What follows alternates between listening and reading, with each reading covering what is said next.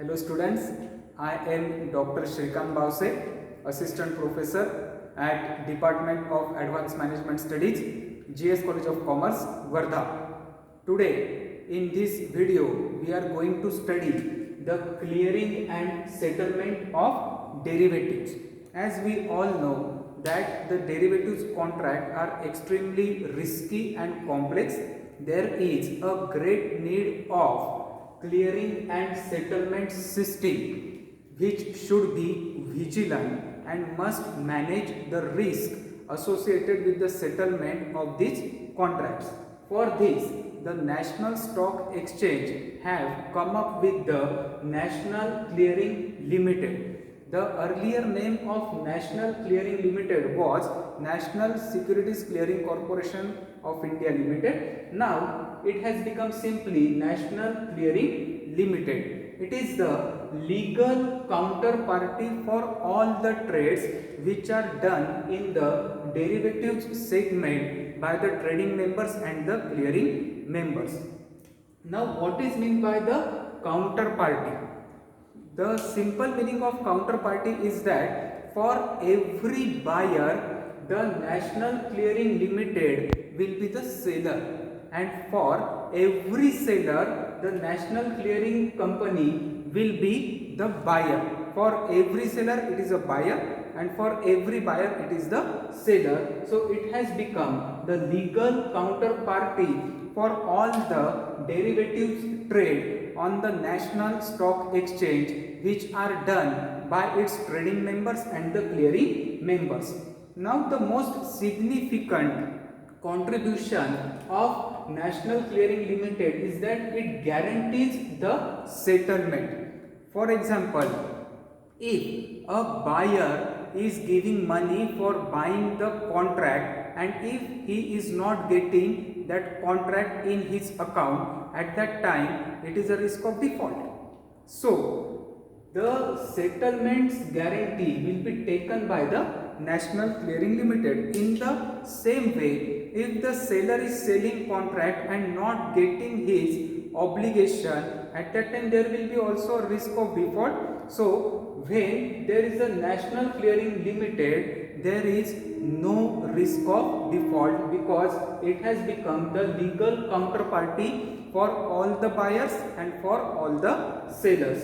So it guarantees the settlement that if you are selling, you will be getting money, and if you are buying, you will be getting a derivative contract. Next, the functions of clearing members.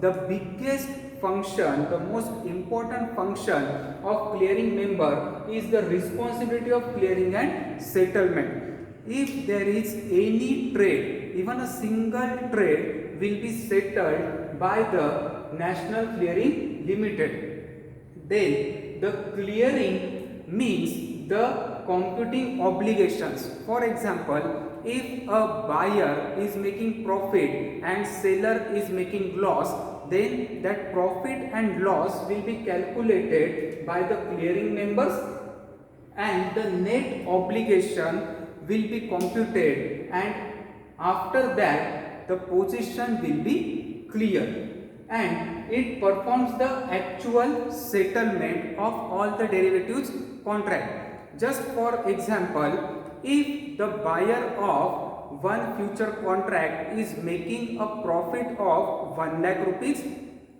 it means simply the seller is making a loss of 1 lakh rupees because buyer is making 1 lakh profit and seller is making 1 lakh loss. So that 1 lakh rupees will be transferred from the seller's account to the buyer's account. So this is called as the performing actual settlement of the trades. Then the next function of clearing members is risk management. Now how the risk is managed by the clearing member?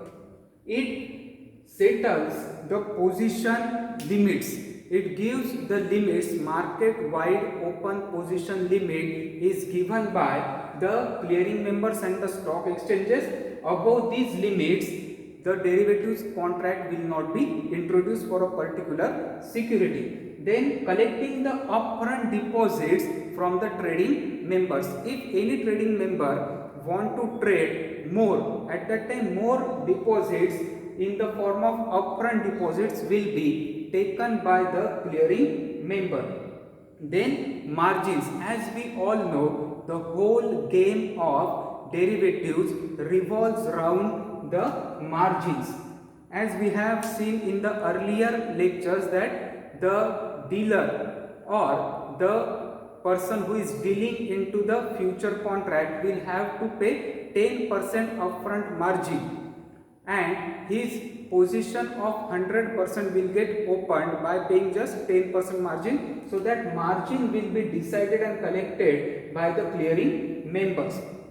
The next important thing is the monitoring of the position. If any client is going into the huge loss, or if any client is exposed to the huge loss, at that time the surveillance mechanism of clearing member and the stock exchange will monitor it, and they will ask to deposit more money, upfront margins, and all will ask to cut that position immediately to reduce the risk associated with the risky assets. And now we are going to study the types of clearing members. So basically there are three types of clearing members. First one is the trading member and clearing member. Second one is the professional clearing member, and third one is the self clearing member. So it is very simple that trading member, clearing member will trade into his own proprietary trades. He will clear his own proprietary trades which are executed by that particular trading himself in his own account, plus he will also settle and clear the trades of his clients and also the trades of trading members, that which are other trading members trades, and the trades of the custodian participants. Means trading member, clearing member is clearing and settling the trades of all the types of people. For example, his own trades, his clients trades, other trading member trades, and the trades of the custodian participants. The next one is the professional clearing member. This professional clearing member will be simply professional clearing member which will not trade on themselves. For example, the banks and the custodians, they are not trading in their own proprietary accounts, but they will clear the trades of others, trading members. So these are the clearing member who is not a trading member. The examples of these trading members will be banks and custodians who do not trade themselves but settles and clears the trades of other members. The third type of clearing member is the self-clearing member. The self-clearing member will be clear the trades of their own proprietary form, that the trades which are executed by themselves in their own accounts, they are called as the proprietary trades and they will be settled by them, plus the trades of their clients. But the thing is that they cannot settle the trades of other trading members. These trading members will clear the trades of only their own proprietary trades and clients. Now we are going to see the eligibility norms for clearing member. For clearing member, there should be a net worth of at least 300 lakhs, means 3 crores, because the clearing member is a very responsible person. So that clearing member should have the net worth of at least 300 lakhs. Then for the self-clearing member, the net worth is 100 lakhs, that is 1 crore rupees, because the self-clearing member clears and settles only his own proprietary trades. So the requirement for net worth is 100 lakhs. As the self-clearing member do not clear and settle the trades of other trading members. So the net worth requirement is only 100 lakhs, that is 1 crore.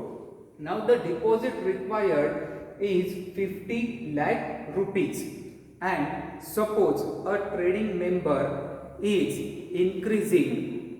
For example, if the clearing member is having n number of the trading members, and if the trading members are increasing, there is an additional incremental deposit of rupees 10 lakhs per trading members.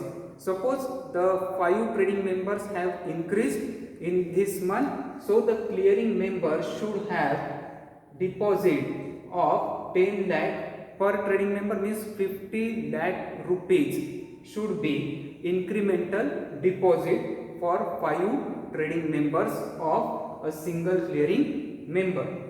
Now the clearing and settlement of all these trades are done by the 15 empaneled banks, which are decided by the stock exchanges and the National Clearing Limited. So these 15 empaneled banks are government banks as well as the leading private banks. It is compulsory for all the clearing members to open the exclusive account with these 15 empaneled banks. The clearing member should not open their account in any other bank, and besides these 15 empaneled banks, and the clearing member should exclusively maintain that account only for clearing and settlement of his own trades as well as the trades of their trading members. Now the next concept is of clearing mechanism. Now how this clearing mechanism works, I have done it in a very simple manner, that open positions are calculated by the summing up of open position of all trading members plus all custodial participants clearing through the clearing member. So the trades of all trading members open position plus the trades of custodial participants which are trading through a particular clearing member will be considered as the open position of that particular clearing member. Now the second is the trading members position. How this trading members position is calculated? It is calculated by the proprietary open position. For example, if a trading member is trading in his own account, at that time it will be considered as the proprietary open position plus client's open position. By summing up these two, the trading members open position will be calculated. Now the next concept is of settlement schedule.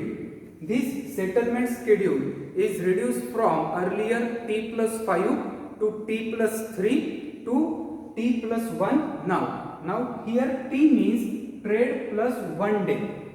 For example, if you have bought one share of XYZ Limited today, you will get its delivery on tomorrow, because today is T and plus 1 means tomorrow. You will get those shares in your account tomorrow, T plus 1 basis. So the paying obligation, for example, if anyone want to deposit the money into the clearing member's account, suppose any trading member, so his pay-in obligation should be settled before the 10:30 AM on the settlement day, and as soon as these pay-in obligations are completed, the payout of the beneficiary will be done immediately. So the T plus 1 is the settlement schedule, pay-in obligation before 10:30 AM on the settlement day, and payout will be done immediately after the pay-in. Now the next concept is of settlement mechanism. So there is daily mark to mark settlement. For example, if you are buying the shares of 10,000 rupees, and on that 10,000 rupees, if you are making 1,000 rupees profit today, that 1,000 rupees profit will be going to your account on that particular day only. So this is called as a daily mark to mark, and the seller who is selling that shares will be making a loss of 1,000 rupees. So 1,000 rupees will be deducted from his account and it will go into your account because you are making a profit of 1,000 rupees. This is called as a daily mark to market. In the options contract, the settlement is done on a daily M2M basis. Suppose you are making a profit of 1 lakh rupees today, that 1 lakh rupees will credited in your account on the same day, and the final settlement of futures contract is done on the expiry.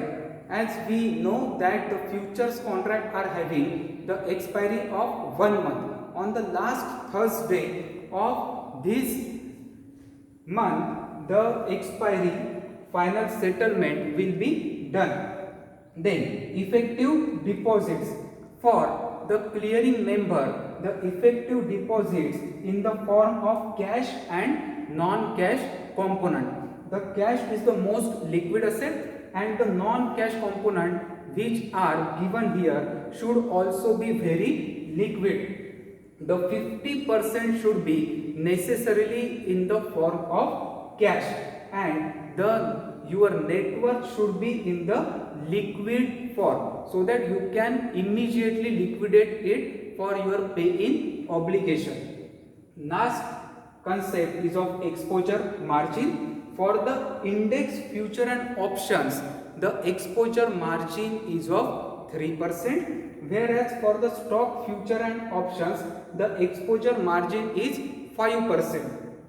Here for index means if you are trading into the Nifty or Bank Nifty, in future or option of Nifty and Bank Nifty, your exposure margin will be 3%. And if suppose you are trading into the stock futures of say Reliance Industries, Tata Consultancy Services, ITC, etc., there your margin will be 5%, which will be termed as the exposure margin. So in this video we have completely covered the clearing and settlement of derivatives. Thank you.